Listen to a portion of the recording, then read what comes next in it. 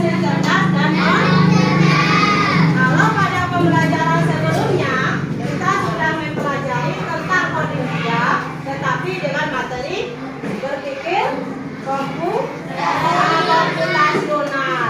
Nah, waktu kita belajar berpikir komputasional kemarin ada berapa elemen yang kita harus lalui? Berapa? 4. Yang pertama, siapa yang masih ingat yang kemarin? Ayo, punya tangannya. Apa yang pertama tadi? Dekomposisi. Bagus, Aulia. Yang kedua apa namanya? Ayo, apa Balkis? Ayo, apa yang kedua?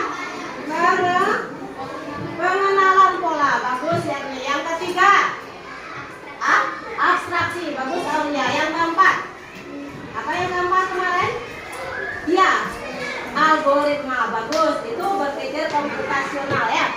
Jadi kalau kita belajar mengenai berpikir komputasional, itu tujuannya supaya berpikir kita bisa kritis, ya, efektif, ya.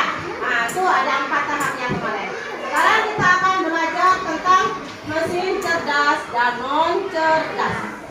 Tahu anak ibu apa itu mesin cerdas dan apa pula itu mesin non-cerdas? Ya, apa itu mesin cerdas? Ada yang tahu?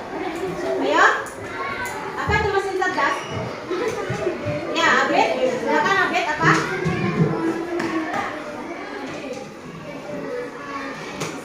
Ya, mesin cerdas itu mesin teknologi yang dilengkapi dengan kecerdasan artifisial. Nah, jadi nanti kita akan mempelajari tentang mesin cerdas dan non-cerdas. Adapun tujuan pembelajarannya itu yang pertama, ya, ada beberapa tujuan yang akan kita capai setelah kita mempelajari. Nih ya, nanti. Ya.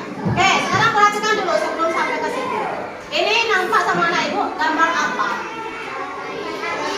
Gambar apa? Gambar jagung. Gambar apa? Gambar jagung. Yang di atas nih apa? Pernah melihat anak ibu? Ini untuk apa gunanya? Menyiram. Bagus, menyiram tanaman ya. Kalau di PT kita tidak pakai itu sekarang, nggak pakai manusia lagi ya. Nah, kalau yang ini apa nih? Hah? Mobil. Untuk apa dia? Traktor. Ya, menyiram tanaman ini pakai orang mana nih? Ya, ada pengendaranya ya. Ada pengendaranya. Oke. Apa bedanya yang kiri dengan yang kanan? Coba anak ini. Apa bedanya? Yang kiri bisa terbang, Bu. Bagus. Butuh orang tak dia? Ya. Ada sopirnya nggak di atas? Ya. Pakai remote ya, pakai remote control. Kalau yang ini harus pakai sopir. Kalau ada sopirnya bisa jalan nggak sendiri? Ya. Itu ya, ada bedanya itu. Oke. Ini lagi. Gambar apa ini? Jonder, traktor ya. Ini pakai orang nggak mengendarakan? Ya. Kalau nggak ada orangnya kayak gini bisa jalan nggak? Ya. Oke. Kalau ini gambar apa?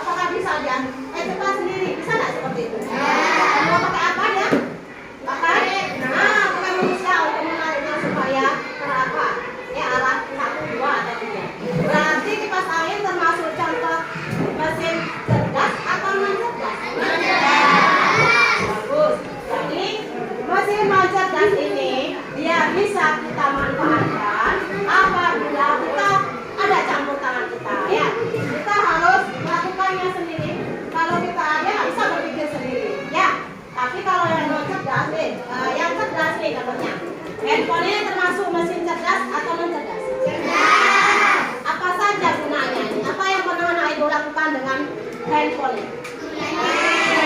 Apa? Belajar. Pakai apa? Pakai apa? Pakai apa? ChatGPT. Pernah kamu mendengar ChatGPT? Pernah. Untuk apa gunanya? Belajar dengan ChatGPT itu yang memanfaatkan kecerdasan artifisial ya. Jadi ada kecerdasan yang dibuat oleh manusia yang seolah-olah seperti otak manusia itu sendiri. Ada ChatGPT. Kemudian kalau anak ibu pergi ke Padang misalnya mau mencari rumah orang, pakai apa namanya? Pakai GPS, pakai apa lagi? Google Map kan? Nah, Google Map itu tuh merupakan contoh daripada kecerdasan artifisial atau AI. Ya, jadi itu yang akan kita bahas. Oke. Nah, sekarang nih, apakah semua robot itu cerdas? Apa jawabannya? Tidak. Kenapa tidak? Ada yang bodoh kata Aulia. Berarti ada yang tidak bisa jalan sendiri tanpa manusia. Nah, berarti tidak semua robot itu cerdas. Nih, pernahkah kamu lihat mobil bisa jalan sendiri dan parkir sendiri? Nah, ini kecanggihan dari KA atau kecerdasan artifisial ya. Jadi zaman sekarang di abad 21 ini sudah ada mobil yang berjalan sendiri tanpa adanya manusia. Ya, itu di Jakarta itu sudah ada itu. Tak perlu sopir lagi, yang bisa jalan sendiri, bisa menghindari rintangan-rintangan, bisa parkir sendiri, bisa mengantar penumpangnya ke tempat tujuannya. Jadi itu kecerdasan yang sudah dibuat oleh manusia melebihi dari tingkat kemampuan manusia. Nah, jadi sudah ada. Kalau di tempat kita mungkin belum ada ya, tapi ini sudah ada yang betul. Siapa yang mau beli kayak gini besok? Saya. Mobilnya nggak perlu apa sopir ya, dia bisa jalan apa sendiri. Oke, boleh. Nah, di sini tujuan pembelajaran yang akan kita capai hari ini yang pertama nih. Setelah mempelajari ini nanti anak ibu bisa menjelaskan pengertian apa? Menjelaskan pengertian kecerdasan artifisial.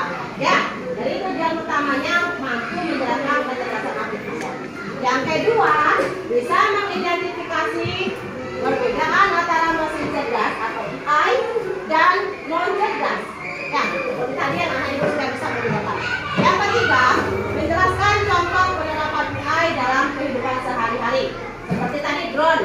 Drone itu untuk apa dia? Nah, untuk menyiram tanaman ya. Nah, dia hanya menggunakan remote. Remote orang kayak gini aja. Dia jangan bisa menyiram semuanya ya. Itu contoh daripada penerapan AI dalam kehidupan sehari-hari. Sudah ada berapa contohnya? Yang pertama tadi drone, yang kedua apa tadi? HP, itu ChatGPT ya. Kemudian apa lagi? Apa tadi? Mobil yang berjalan dan parkir sendiri tanpa adanya sopir. Nah, baik, ya. Kemudian yang terakhir, anak ibu nanti diharapkan bisa menyajikan hasil diskusi kelompok. Jadi nanti anak-anak ibu itu bekerja dalam kelompok, berdiskusi dalam kelompok, ya. Kemudian dari masing-masing kelompok nanti akan ada satu wakilnya untuk bisa menyampaikan hasil diskusi. Ya. Ini waktunya terbatas ya saya. Hanya 10 menit. Ya. Nah, ini tujuan pembelajaran yang akan kita capai. Oke. Tadi ada namanya kecerdasan artifisial. Apa itu kecerdasan artifisial? Ya, kecerdasan apa ya? Kecerdasan yang memungkinkan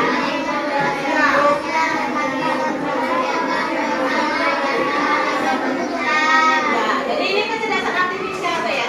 Kecerdasan daripada teknologi yang memungkinkan untuk meniru layaknya manusia. Ini bisa berpikir, bisa memilih memberi keputusan dan bahkan bisa memberikan cara-cara yang terbaik untuk kita. Jadi di abad 21 ini kalau kita tidak sigap, kita bisa digantikan dengan alat itu. Ya, kita gunakan lagi nanti. Jadi manfaatnya itu, gunanya kita mempelajari ini supaya anak-anak ibu bisa tanggap dan sigap untuk kedepannya. Karena anak-anak ibu ini adalah calon generasi penerus untuk sekian tahun yang akan datang. Ya, jadi kalau kita tidak sigap dengan teknologi perkembangan zamannya, kita bisa digantikan sama teknologi itu, nggak dipakai kita lagi. Kalau sekarang orang panen masih ada pakai orang kan, besok bisa jadi nggak pakai orang lagi, pakai robot ya. Ya, jadi semuanya sudah tergantikan kalau kita nggak balik. Oke, di sini ada video. Silakan anak ibu perhatikan. Ya. Contoh, itu rekomendasikan video yang kamu suka. Meditasi dimungkinkan dengan belajar dari data. Ciri-ciri kecerdasan artifisial. 1. Belajar dari data. Contohnya, YouTube kamu video favoritmu. 2. Bisa beradaptasi. Contohnya, Google Maps lebih akurat. 3. Pakai algoritma. Contohnya, aplikasi cuaca prediksi hujan. 4. Kenali pola dan ambil keputusan. Contohnya, pakai buka kunci pakai wajah.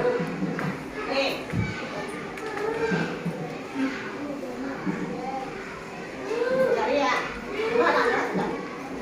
Ini ciri-ciri KA yang sudah berkembang saat ini ya. Banyak nih ya. Belajar dari data. Pernah kamu melihat YouTube? Untuk apa kamu lihat YouTube itu apa saja yang kamu lihat di situ? Banyak. Apa saja contohnya? Apa? Film-film. Kamu nonton di situ kan dari YouTube ini kan? Nah, kemudian kamu bisa beradaptasi nih. Google Maps. Ini untuk mencari apa gunanya Google Maps? Lokasi. Untuk mencari lokasi ya. Kemudian pakai algoritma nih. Saat ini kita sudah bisa memprediksi cuaca hujan. Apakah di Batu Tanggung hari ini akan hujan? Nah, itu sudah ada alatnya. Ya, dengan KA saja, kecerdasan artifisial. Yang apa nih? Pernah nggak kamu memakai HP kamu pakai ini? Nah, pakai kunci wajah, ya. Pakai wajah. Kalau nggak berbeda wajahnya bisa.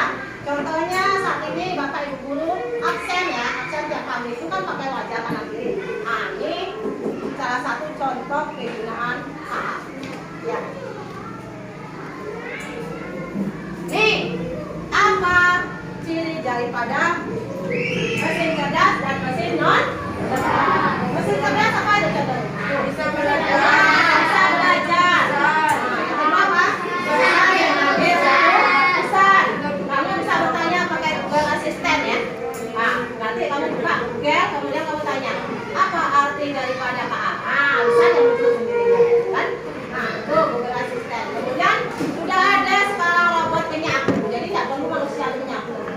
Bahkan ada yang panen padi ya, robot itu bisa panen padi. Nah, kalau robot dia nggak perlu makan, enaknya ya, dia nggak perlu kasih makan, nggak perlu kasih minum, banyak keuntungannya. Jadi untuk sekian puluh tahun yang akan datang, manusia itu nggak akan digunakan lagi kalau kita nggak sigap. Karena bisa digantikan dengan robot. Robot lebih murah mungkin harganya, karena dia misalnya ada satu orang yang beli robot ini. Nah, disewakan ya, tidak perlu kasih makan, tidak perlu kasih minum, cukup bayar aja pakai uang apa bajunya saja.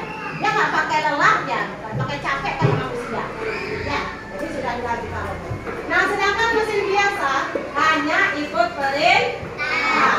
Contohnya tadi menghidupkan kipas angin, itu pakai tangan manusia. Nah, contohnya di sini ada kalkulator. Kemudian remote TV kamu, nggak pencet kan? Nah, itu yang mesin biasa ya.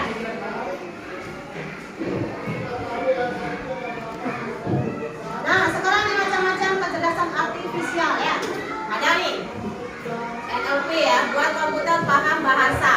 Ini artinya kalau anak ibu pergi ke tempat lain yang pakai bahasa Inggris, nggak tahu bahasa Inggris apa, sudah ada namanya Google Translate.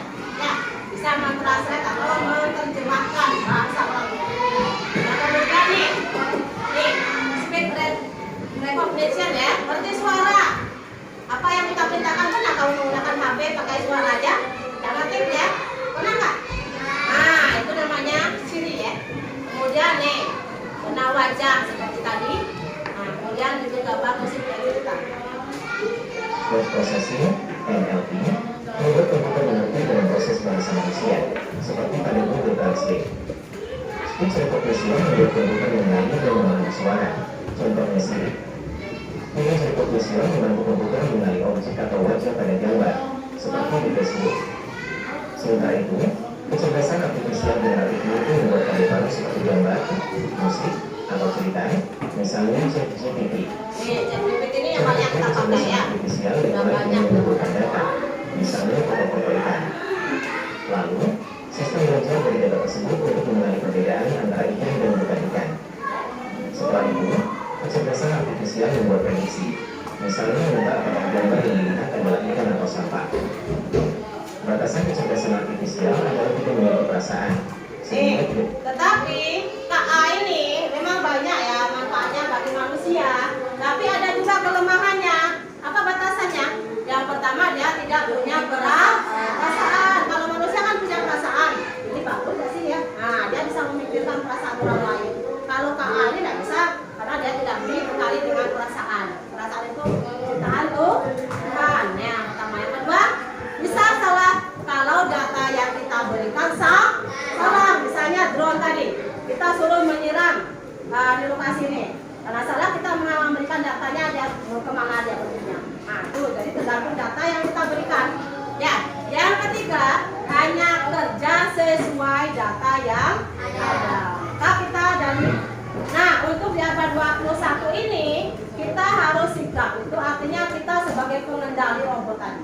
Kalau kita tidak dibekali dengan pengetahuan yang banyak, tentu kita nggak bisa mengendalikannya. Bisa mengoperasikan robot tadi, remote control itu robot itu kan nggak bisa kita. Nah, jadi kita harus sigap itu. Ya. Bisa memahami emosi manusia. Kecerdasan artifisial juga bisa membuat kesalahan jika data yang digunakan salah atau kurang lengkap.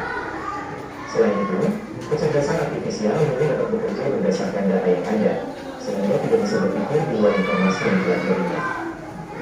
Rangkuman.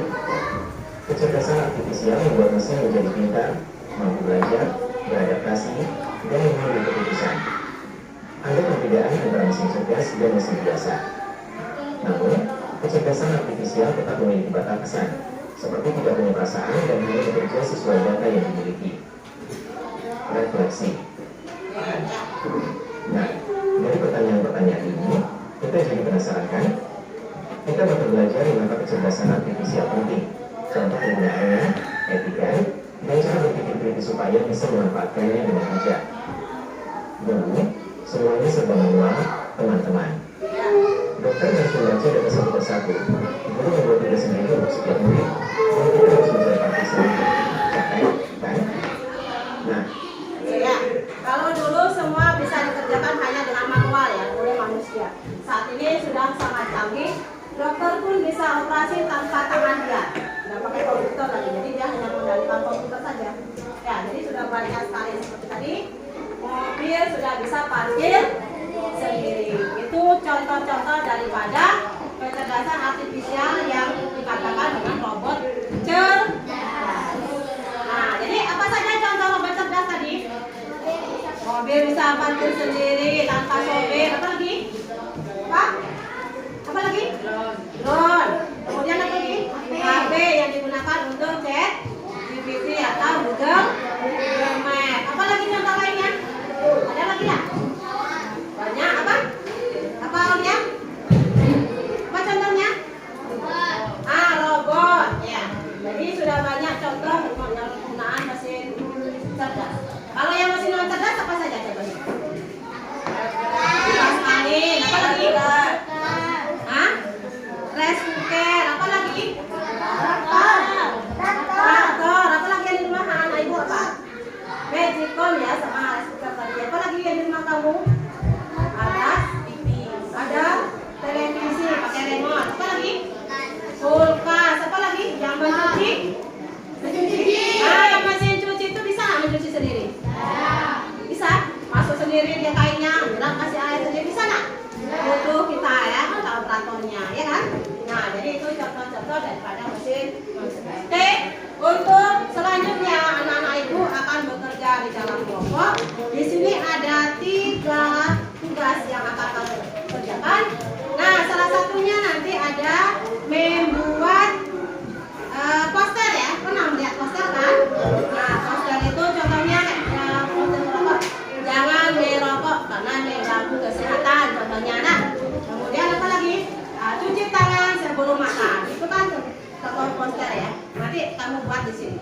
Nah, jawabannya nomor 1 di sini, nomor 2 di sini, nomor 3 membuat posternya di sini ya. Nah, dalam waktu 10 menit ya.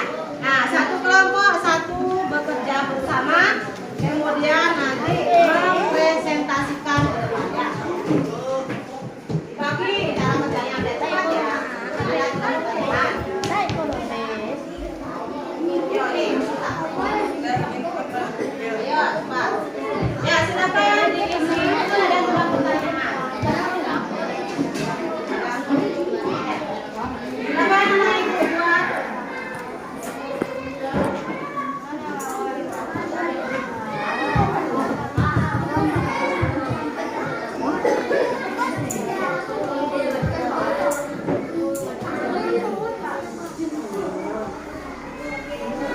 Ya, silakan dikerjakan bersama.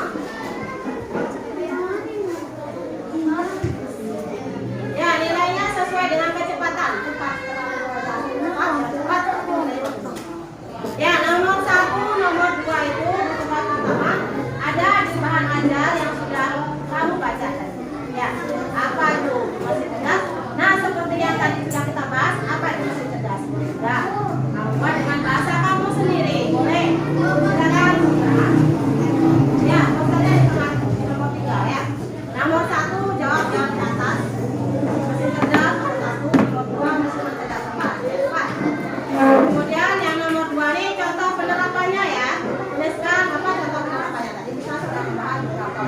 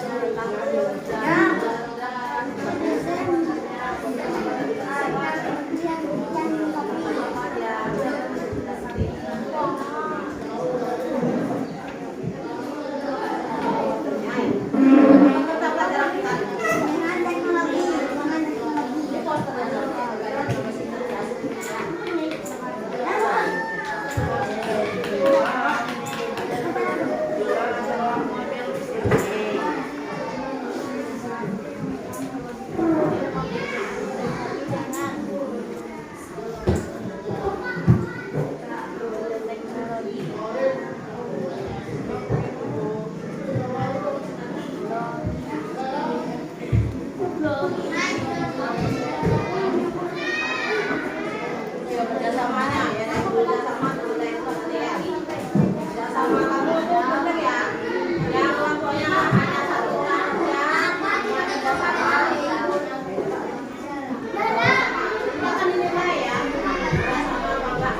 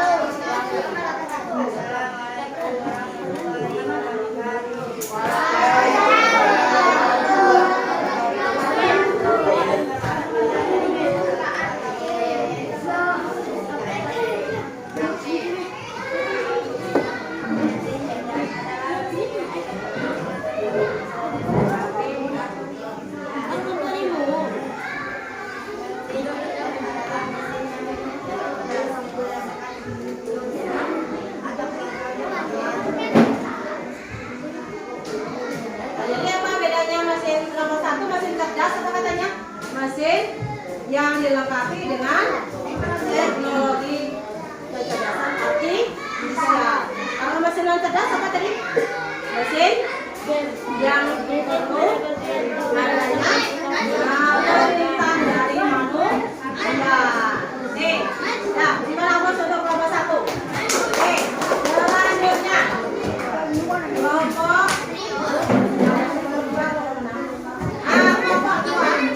kelompok 2 silakan presentasikan tugas yang kedua. Ya, silakan. Yang kedua, siapa yang pas ya?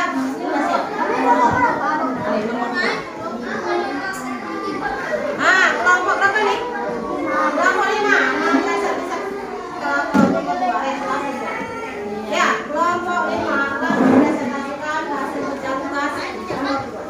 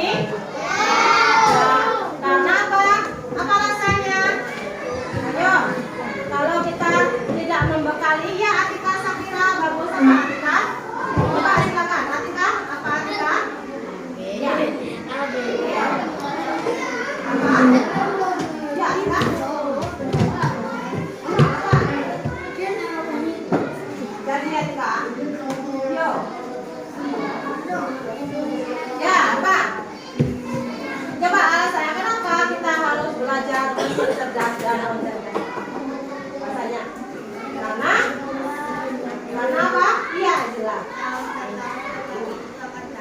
Ya, bagus. Tahun ke tahun teknologi akan semakin canggih. Kalau kita tidak sigap dengan teknologi yang ada, maka kita tidak akan digunakan. Kita harus berlomba-lomba ya untuk hal itu. Oke, kita lihat presentasi pembelajaran selanjutnya.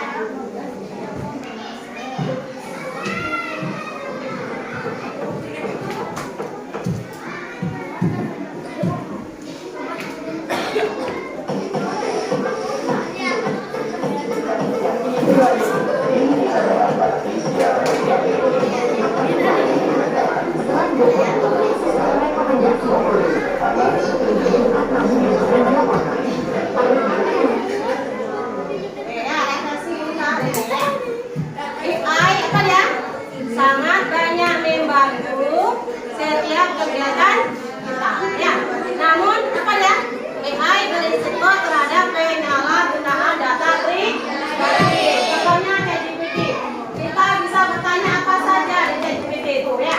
Apapun yang kita pelajari, kita mencari pertanyaan tugas bisa di ChatGPT. Namun ingat ya, data pribadi kita bisa kebobolan di sana. Betul ya. Jadi karena dia tidak punya perasaan tadi. Yang kedua, apa dia? Apa yang kedua? AI juga memberikan keputusan yang tidak selalu adil. Kemudian apa yang ketiga refleksinya? AI juga tidak tahu dalam memutuskan sesuatu. Karena AI tidak punya perasaan. Yang punya perasaan itu siapa? Ya, jadi AI ini bekerja melebihi cara berpikir manusia, namun dia tidak bisa memiliki perasaan seperti layaknya